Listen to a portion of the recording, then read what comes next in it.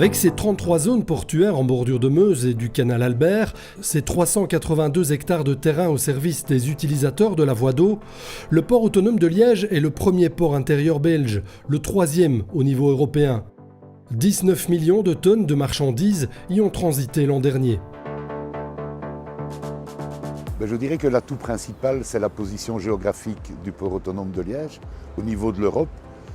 Le réseau de 56 millions de consommateurs dans un rayon de plus ou moins 150 km.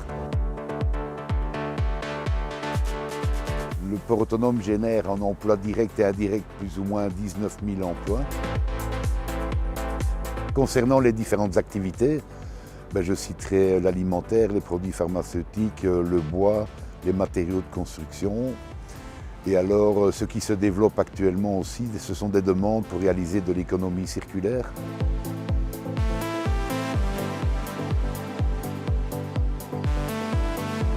En activité depuis 1937, le port de Liège gère des infrastructures en constante évolution.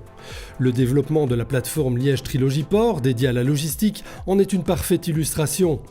Les derniers travaux s'y finalisent, extension du terminal à conteneurs et construction des derniers entrepôts. Sur Trilogie Port, nous bénéficions de la trimodalité, donc la route, le rail et la voie fluviale. Et donc, un de nos objectifs, évidemment, c'est le report modal, c'est-à-dire diminuer le transport de marchandises par camion vers donc l'eau et le rail.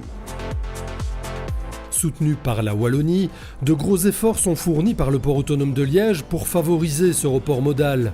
Aménagement d'une zone bimodale rail-route au port de Montsaint, nouvelles infrastructures d'accostage à Hermal-Souilly, et puis d'ici 2026, le rehaussement de 4 ponts sur le canal Albert permettra le passage sur la liaison Anvers-Liège de péniches chargées de 4 couches de conteneurs, avec un accès jusqu'à un ancien site sidérurgique bien connu à Liège.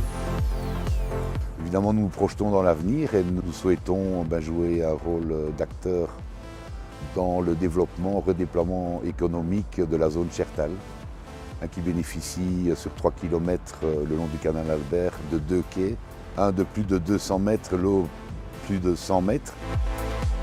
À côté de cette quête de nouveaux terrains dédiés à son approche économique, le port de Liège est aussi en passe de renforcer ses activités de plaisance. Une nouvelle darse et une capitainerie sont en cours d'aménagement à Coron-Meuse.